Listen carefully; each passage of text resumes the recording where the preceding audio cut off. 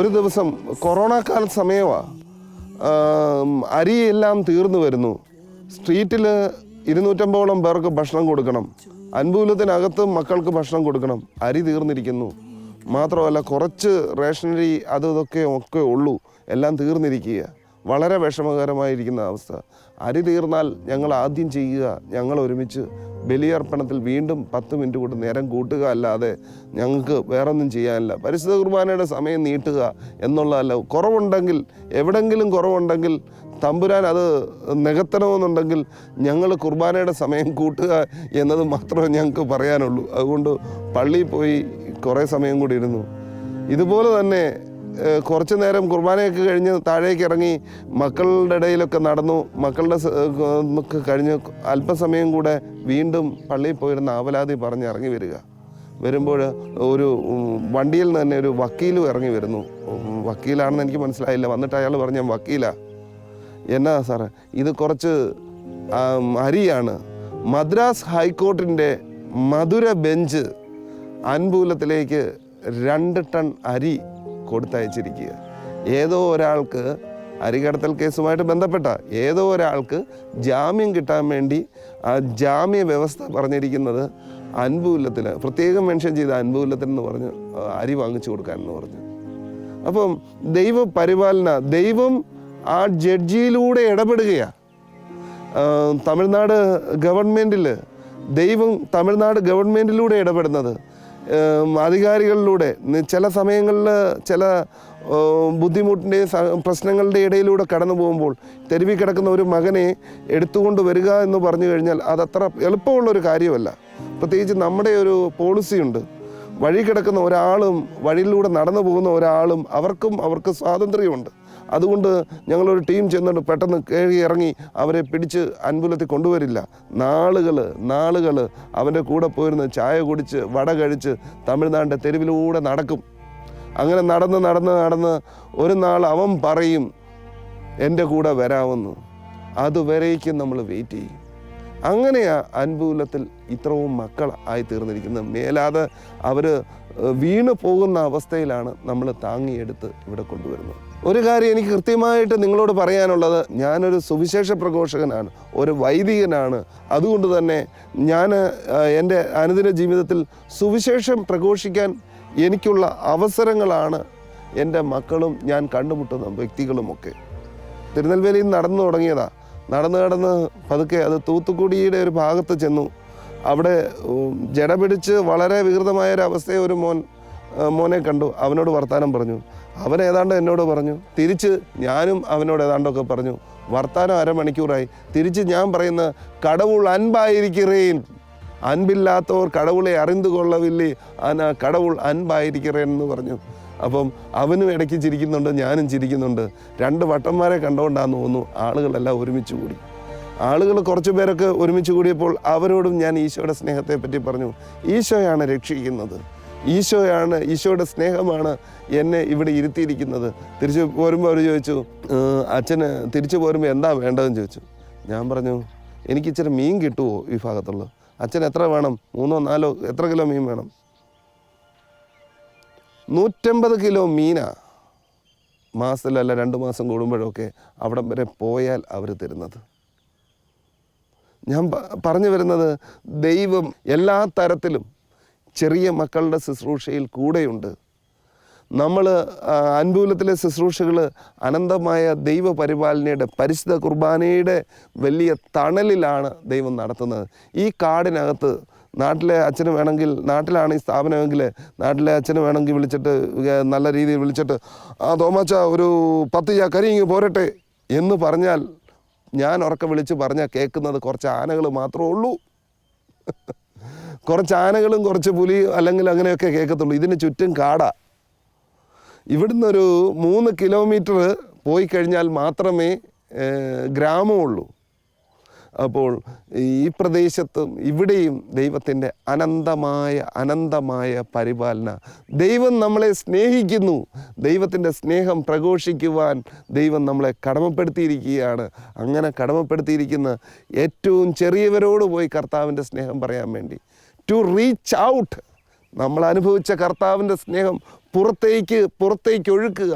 അതാണ് കർത്താവ് ശംശ നമ്മളോട് ആവശ്യപ്പെടുന്നത്.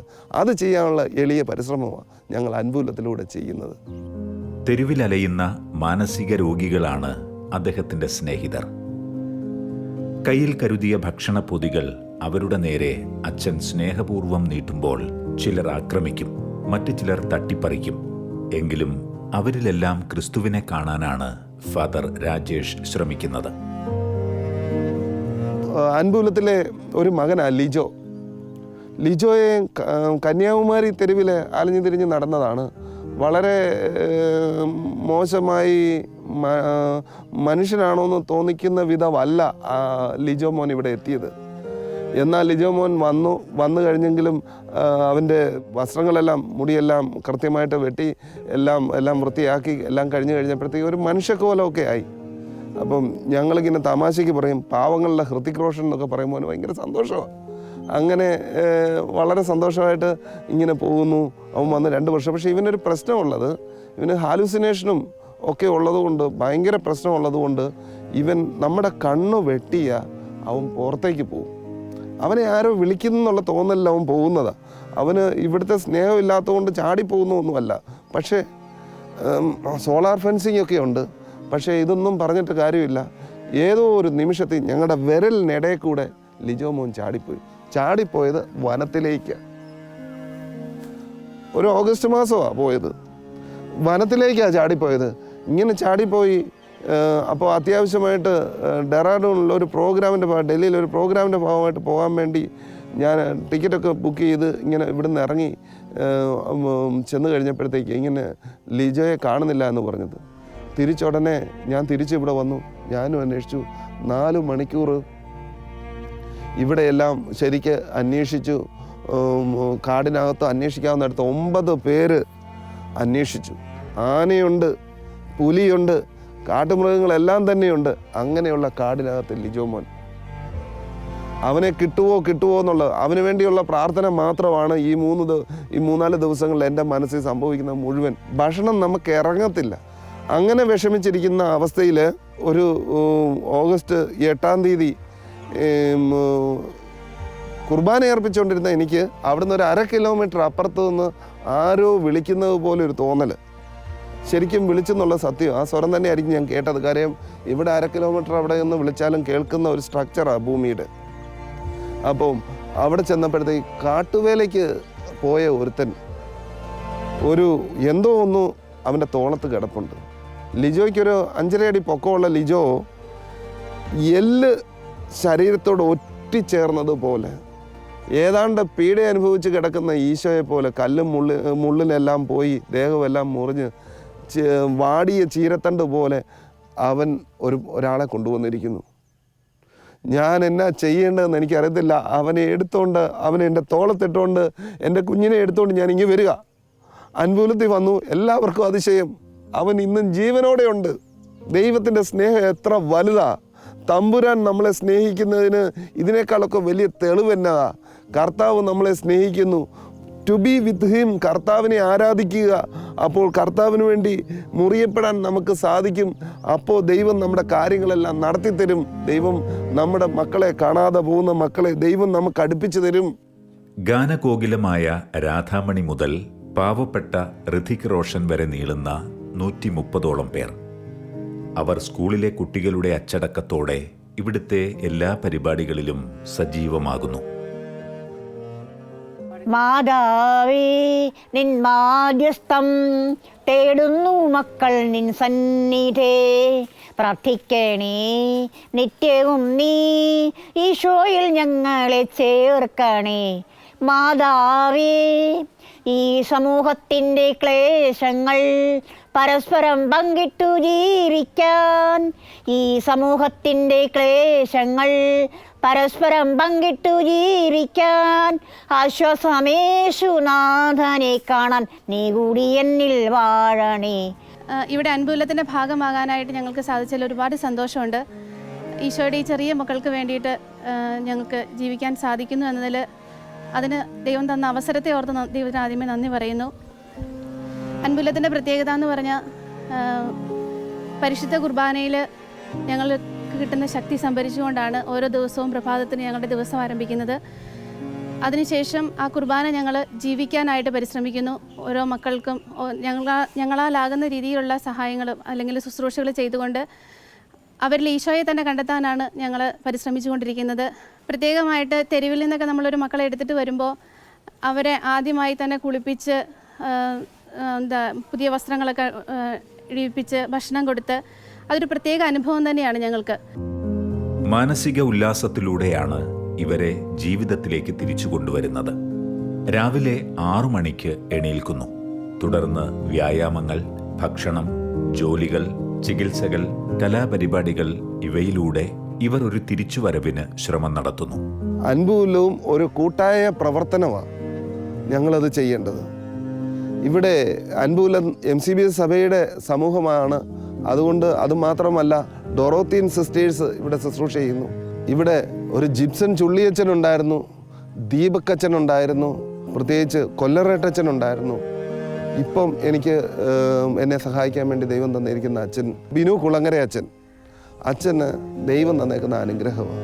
അൻപുലത്തിലെ ശുശ്രൂഷകൾ എനിക്ക് തിയോളജി കാലഘട്ടം മുതലേ എനിക്ക് സുപരിചിതമാണ്.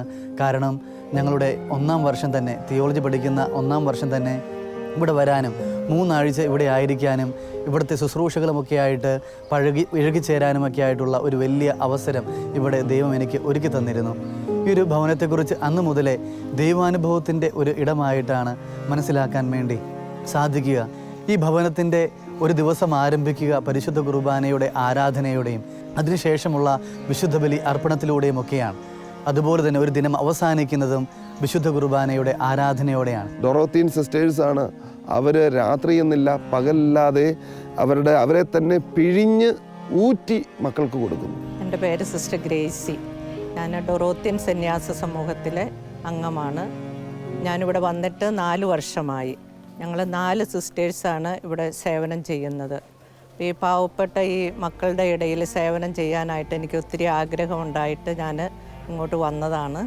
അപ്പോൾ എനിക്ക് ഒത്തിരി സന്തോഷമാണ് ഇവരുടെ കൂട്ടത്തിൽ ഇവിടെ ആയിരിക്കുന്നത്. ഇവരെ കുളിപ്പിക്കാനും ഇവർക്ക് ഭക്ഷണം കൊടുക്കാനും ഇവർക്ക് മരുന്ന് കൊടുക്കുവാനും അതുപോലെ ഇവരുടെ എല്ലാ കാര്യങ്ങളും ചെയ്യാനായിട്ട് എനിക്ക് ഒത്തിരി സന്തോഷമുണ്ട്. അപ്പോൾ ഈശോയുടെ തിരുഹൃദയ സ്നേഹം ഒന്ന് മാത്രമാണ് എന്നെ ഇതിനെല്ലാം നിർബന്ധിക്കുന്നത്. ആ സ്നേഹം ഞാൻ കാണുന്നത് പരിശുദ്ധ കുർബാനയിൽ തന്നെയാണ്. ചെമ്മാച്ചൻ ഒരാളുണ്ട്. ചെമ്മാച്ചൻ റീജൻസിക്ക് വന്നതാണ്. എന്നാൽ ചെമ്മാച്ചൻ്റെ പ്രവർത്തനം ചെറിയ പ്രവർത്തനമല്ല. സുദീർഘമായ രീതിയിൽ മക്കൾക്ക് വേണ്ടി, ആ മക്കൾക്ക് വേണ്ടി ഗവൺമെൻറ് ആശുപത്രികളിലൊക്കെ താമസിച്ച് ശുശ്രൂഷ ചെയ്യേണ്ടി വരും. ഇവിടെ വന്നപ്പം തൊട്ട് എനിക്ക് സന്തോഷത്തിൻ്റെ ദിവസങ്ങളായിരുന്നു. കാരണം മക്കളുടെ സ്നേഹം, അവർ നമ്മളോട് കാണിക്കുന്ന സ്നേഹം അവർക്ക് അതിലിരട്ടിയായിട്ട് കൊടുക്കാൻ എങ്ങനെ പറ്റുമെന്നുള്ളൊരു ചിന്തയായിരുന്നു പിന്നീട് എനിക്കുണ്ടായിരുന്നത്. ദിവ്യകാരുണ്യ ഈശോയെ ഇവരെ കണ്ടുകൊണ്ട് ശുശ്രൂഷിക്കാൻ എനിക്ക് മിക്ക അവസരങ്ങളിലും സാധിച്ചിട്ടുണ്ട്. കാരണം ഇവരെ സ്ട്രീറ്റിൽ പോയി എടുക്കാൻ കിട്ടിയ അവസരങ്ങൾ, ഇവരെ കുളിപ്പിക്കാൻ കിട്ടിയ അവസരങ്ങൾ, പിന്നെ ഇവരുടെ രാവിലെയും വൈകിട്ടും പിന്നെ ഭക്ഷണ സമയങ്ങളിലും അല്ലാതെയും റിക്രിയേഷൻ സമയത്തും ഒക്കെ ഇവരുടെ ആയിരിക്കുമ്പോൾ ഉള്ള ഒരു സുഖം നല്ലൊരു അനുഭവമാണ്. എല്ലാ ദിവസവും ഉച്ചയ്ക്ക് 300ഓളം പൊതികളാണ് നൽകിക്കൊണ്ടിരിക്കുന്നത്. കൂടുതൽ പൊതികൾ നൽകണമെന്നാണ് അദ്ദേഹം ആഗ്രഹിക്കുന്നത്. എത്രയധികം പൊതികൾ നൽകിയാലും അത് തികയുകയില്ല. കാരണം അത്രയധികമാണ് പട്ടിണി പാവങ്ങളുടെ എണ്ണം. തെരുവിലെ ശുശ്രൂഷയ്ക്കായിട്ട് അൻപുലത്തിലെ ശുശ്രൂഷകൾ അസിസ്റ്റന്റ് ഡയറക്ടർ അച്ഛൻ്റെ നേതൃത്വത്തിൽ സിസ്റ്റേഴ്സ് എല്ലാം കൂടി മനോഹരമായിട്ട് ചെയ്യുമെങ്കിൽ ഞാൻ മുഴുവൻ സമയം സ്ട്രീറ്റിൽ തന്നെയാണ് ചിലവഴിക്കുന്നത്. തെരുവിൽ മക്കളുടെ കൂടെ നടക്കുന്നു, മക്കളുടെ കൂടെ അവരെ കേൾക്കുന്നു, അവരുടെ കൂടെ ആയിരിക്കാൻ വേണ്ടി ശ്രമിക്കുന്നു. എളിയ പരിശ്രമം. ചെറിയവരുള്ള ഈശോ എൻ്റെ മുമ്പിൽ വരുന്നത് കാരണം ആ ഈശോയുടെ കൂടെ നടക്കാൻ വേണ്ടി നമ്മൾ പരിശ്രമിക്കുന്നു. ഭക്ഷണം പൊതിയുമായിട്ട് പുറത്തേക്ക് പോകുന്ന കാര്യം കേരളത്തിലൊക്കെ നമ്മൾ 10,000-5000 പേർക്ക് ഭക്ഷണം കൊടുക്കുമ്പോഴത്തേക്ക്, അല്ലെങ്കിൽ 5000 പേർക്കോ 1,00,000 പേർക്കോ ഒക്കെ ഈ തമിഴ്നാട്ടിൽ ഭക്ഷണം കൊടുക്കാൻ വളരെ എളുപ്പമാണ്. ഒരു വണ്ടിയിൽ 1,00,000 പൊതി എടുത്തു വെച്ചാലും ആളുകൾ വന്ന് ഭക്ഷണം വാങ്ങിച്ചോളും. പക്ഷേ അൻപുലം ചെയ്യുന്നത് അങ്ങനെയല്ല. വണ്ടി 40 കിലോമീറ്റർ ചുറ്റളവിൽ നടന്ന് നമുക്ക് കൈനീട്ടി വാങ്ങാൻ മേലാത്തവരും, അല്ലെങ്കിൽ കൈനീട്ടി വാങ്ങിയാൽ തന്നെ വേറെ ആരും കൊണ്ടു കൊടുക്കാനില്ല എന്ന് ഉറപ്പുള്ള ആളുകൾക്ക് മാത്രമാണ് അൻപുലം ഭക്ഷണം കൊടുക്കുന്നത്. ഒരു സത്യം, അൻപൂലത്തിൽ നിന്ന് ഈ ഭക്ഷണപ്പൊതി വാങ്ങിച്ച് കഴിക്കുന്നതിൽ കൂടുതലും പ്രായമുള്ളവരായതിനാൽ 6 മാസം അല്ലെ 7 മാസം ചിലപ്പോൾ 1 വർഷത്തിൽ കൂടുതലൊന്നും ജീവിച്ചിരിക്കുക പോലും ഇല്ല. എത്ര പേരുടെ ഈ കൊറോണ കാലത്തൊക്കെ എത്ര പേരെയാണ് അതുകൊണ്ട് അടക്കം ചെയ്യുന്ന സമയത്തിന് വേണ്ടി അടക്കം ചെയ്തത്, എത്ര പേരാ മരിച്ചിരിക്കുന്നത്. ദൈവത്തിൻ്റെ ഒരു അനന്ത പരിപാലനം. എന്നിട്ട് നോക്ക്, ഈ അൻപൂലത്തിനകത്ത് ഈ കൊറോണ കാലത്ത് കൊറോണ വന്ന് ഒരാൾ പോലും മരിച്ചിട്ടില്ല. ദൈവ പരിപാലന ഞങ്ങൾക്ക് ചുറ്റും കോട്ട കെട്ടി ദൈവം ഞങ്ങളെ സംരക്ഷിച്ചു. ദൈവത്തിൻ്റെ പദ്ധതിയും പരിപാലനയും. എന്നാൽ ഒരു കൊറോണ അസുഖം കാര്യമായിട്ട് ബാധിച്ചിരുന്നെങ്കിൽ ഇവിടെയുള്ള എത്ര പേര് മരിക്കും. കാര്യം എത്ര പ്രായമുള്ളവരും രോഗികളായിരിക്കുന്നവരും ഒക്കെ ഉണ്ട്. എന്നാൽ 3 ഡോസ് വാക്സിൻ ഞങ്ങൾ സ്വീകരിച്ചു കേട്ടോ, എല്ലാം സ്വീകരിച്ചു. എന്നാലും എന്തൊക്കെ മെഡിസിൻ ഉണ്ടെങ്കിലും അതിനുമൊക്കെ അപ്പുറം സൗഖ്യം തരേണ്ട കർത്താവാണ്. ആ കർത്താവിൻ്റെ സൗഖ്യം പരിശുദ്ധ കുർബാനയിലൂടെ അൻപൂലത്തിൽ ഒഴുകിയെത്തുന്നു. ആദിമസഭയിൽ ജീവകാരുണ്യ പ്രവർത്തനം, കൂദാശകളുടെ പരികർമ്മം, വചന പ്രഘോഷണം, ഈ 3 കാര്യങ്ങളായിരുന്നു പരിശുദ്ധ സഭയുടെ ഹൈലൈറ്റ്സ്. അൻപൂലത്തിൽ ഒന്ന് പറയാം, ഇവിടെ സോഷ്യൽ വർക്ക് ഡിപ്പാർട്ട്മെൻ്റ് ഇല്ല. ഞങ്ങൾ ചെയ്യുന്ന പ്രവർത്തനങ്ങൾ ജീവകാരുണ്യ പ്രവർത്തനങ്ങളും നർച്ചെയ്തി വേലയുമാണ്, സുവിശേഷ പ്രഘോഷണമാണ് ഈ ചെറിയവലിലൂടെ ചെയ്യുന്നത്. പാതയോരങ്ങളിലൂടെ സഞ്ചരിച്ച് അനേകർക്ക് കരുണയും സ്നേഹവും പങ്കുവെച്ച് നൽകിയ ഈശോയെ അനുകരിച്ച് ഈ വൈദികൻ വിശക്കുന്നവരെ തേടി തെരുവുകളിൽ അലയുന്നു. ക്രിസ്തു ഇന്നും ദിവ്യകാരുണ്യമായി അവതരിക്കുന്നത് ഈ തെരുവുകളിലൂടെയാണ്. ഇവിടെ കർത്താവിൻ്റെ കരുണ പങ്കുവെച്ചു കൊടുക്കുകയാണ് ഈ വൈദികൻ. സുവിശേഷത്തിൻ്റെ ആനന്ദം എന്ന അപ്പസ്തോലിക് എക്സോർട്ടേഷൻ, അപ്പസ്തോലിക ആഹ്വാനം, ഈ അപ്പസ്തോലിക ആഹ്വാനത്തിൽ ഫ്രാൻസിസ് മാർപ്പാപ്പ പറഞ്ഞു തരുന്ന ഒരു കാര്യമുണ്ട്. സുവിശേഷത്തിൽ ക്രിസ്തു എങ്ങനെ പ്രവർത്തിച്ചു എന്നത് കൃത്യമായി സ്വീകരിച്ചുകൊണ്ട് പിതാവ് പറയുന്ന പരിശുദ്ധ പിതാവിൻ്റെ വാക്കുകൾ. സഭ ഒന്നടങ്കം ഈ പ്രേക്ഷിതാവേശം ഏറ്റെടുക്കുന്നെങ്കിൽ, അതായത് മിഷൻ സ്പിരിറ്റ്, സുവിശേഷ പ്രഘോഷണം ഏറ്റെടുക്കുന്നെങ്കിൽ ആരെയും ഒഴിവാക്കാതെ അവർ എല്ലാവരുടെയും അടുത്തേക്ക് അവൾ കടന്നു ചെല്ലണം. രോഗികളും നമുക്ക് പകരം നൽകാൻ ഒന്നുമില്ലാത്തവരെന്നും ഈ അഭേദ്യമായ വലിയ നമ്മുടെ വിശ്വാസവുമായി വലിയ ബന്ധമുണ്ട്. പരിശുദ്ധ കുർബാന ഇങ്ങനെയാണ്. അപരർക്ക് വേണ്ടി മുറിയപ്പെടുന്നവരെ പരിപാലിക്കുന്ന, മുറിയപ്പെടുന്ന ജീവനുള്ള അപ്പമാണ് പരിശുദ്ധ കുർബാന. ഒരുപക്ഷെ വാക്ക് കൂടുതലായാലും അതിങ്ങനെയാണ്. നീ അപരർക്ക് വേണ്ടി മുറിയപ്പെടുന്നെങ്കിൽ, നീ അപരർക്ക് വേണ്ടി നിന്നെ തന്നെ മുറിച്ചു കൊടുക്കാൻ ആഗ്രഹിക്കുന്നെങ്കിൽ നിനക്ക് വേണ്ടി മുറിയപ്പെടുന്ന അപ്പമാണ് പരിശുദ്ധ കുർബാന. അങ്ങനെ ആ പരിശുദ്ധ കുർബാനയുടെ ചൈതന്യമാണ് സുവിശേഷ പ്രഘോഷണം എന്ന് പറയുന്നത്. സുവിശേഷ പ്രഘോഷണത്തിൽ ഏറ്റവും ചെറിയവരുടെ അടുത്തേക്ക് കടന്നു ചെല്ലുക എന്ന ആഹ്വാനമാണ് അൻപൂലത്തിലെ ശുശ്രൂഷകൾ വഴി ഞങ്ങൾ ചെയ്യാൻ ശ്രമിക്കുന്നത്. ഇസ്രായേലിനെ ചെങ്കടലിലൂടെ നടത്തിയ ദൈവത്തിൽ ആശ്രയിച്ചുകൊണ്ട് തെങ്കാശിയിലെ ശുശ്രൂഷയെ മുന്നോട്ട് കൊണ്ടുപോകുവാൻ ഫാദർ രാജേഷിന് കഴിയുന്നുണ്ട്. ഇവിടെ അൻപൂലത്തിൽ 120-150 ഇടയിൽ മക്കളെ മാത്രമേ നമുക്ക് ഉൾക്കൊള്ളാൻ പറ്റത്തുള്ളൂ. അതിൻ്റെ മാക്സിമം ഇപ്പോൾ എത്തിക്കഴിഞ്ഞു. ഇനി ഇതുകൂടാതെ നമ്മൾ തെരുവോരങ്ങളിൽ ഒരു 150 പേർക്ക് ഡെയിലി ഭക്ഷണം എത്തിക്കുന്നു നമ്മുടെ തെങ്കാശി ഏരിയയിൽ. ഇതുകൂടാതെ ഇപ്പോൾ പാവൂർ ചത്രത്ത് പുതിയ ഒരു കിച്ചൺ, ഒരു 6 സെൻറ്റിനകത്ത് ഒരു ചെറിയ വീടുണ്ടാക്കി അതിനകത്ത് ഒരു കിച്ചൺ ഉണ്ടാക്കി. ആ കിച്ചണിൽ നിന്ന് അവിടെ ഒരു 15-20 കിലോമീറ്റർ ചുറ്റളവിൽ തീരെ മേലാതെ കിടക്കുന്ന, കൈനീട്ടി വാങ്ങാൻ പറ്റാത്ത മാതിരിയുള്ള മക്കൾക്ക് ഭക്ഷണം കൊടുക്കുന്നു. ഇപ്പോൾ രാജപാളയത്ത് പുതിയൊരു സെൻറ്റർ അൻപൂലത്തിന് തുടങ്ങാൻ ആഗ്രഹിക്കുന്നു. എനിക്ക് ഒരു ഫോറിൻ പ്രോജക്റ്റോ, ഇതുവരെ എനിക്കൊരു ഫോറിൻ പ്രോജക്റ്റോ, ഒരു ഫോറിൻ ഫണ്ടോ അല്ലെങ്കിൽ ഒരു പ്രോജക്റ്റുകളോ ഒന്നുമില്ല. ദൈവം ചെറിയ മനുഷ്യർക്ക് വേണ്ടി, ചെറിയവരായ നല്ലവരായ മനുഷ്യരിലൂടെ അൻപൂലത്തിൻ്റെ പ്രോപ്പറായുള്ള ഒരു അക്കൗണ്ടിലൂടെ ഇട്ട് തരുന്നത് മാത്രമേ ഉള്ളൂ. വേറെ ഒരു വഴിയിലും കയ്യിൽ പൈസ വാങ്ങിക്കില്ല. ആ അക്കൗണ്ടിലൂടെ മാത്രം ചെലവഴിക്കുന്നു, ഉപയോഗിക്കുന്നു എന്ന് മാത്രം. ദൈവം നമ്മളെ സമൃദ്ധമായി അനുഗ്രഹിക്കട്ടെ. ആമീൻ. നിരാലംബർക്ക് സഹായഹസ്തവുമായി അദ്ദേഹം തെരുവിൽ അലയുമ്പോൾ കരുണയുടെ കരങ്ങളുമായി ക്രിസ്തു ഒപ്പമുണ്ടെന്ന് തന്നെയാണ് ഇവിടുത്തെ പ്രവർത്തനങ്ങൾ തെളിയിക്കുന്നത്.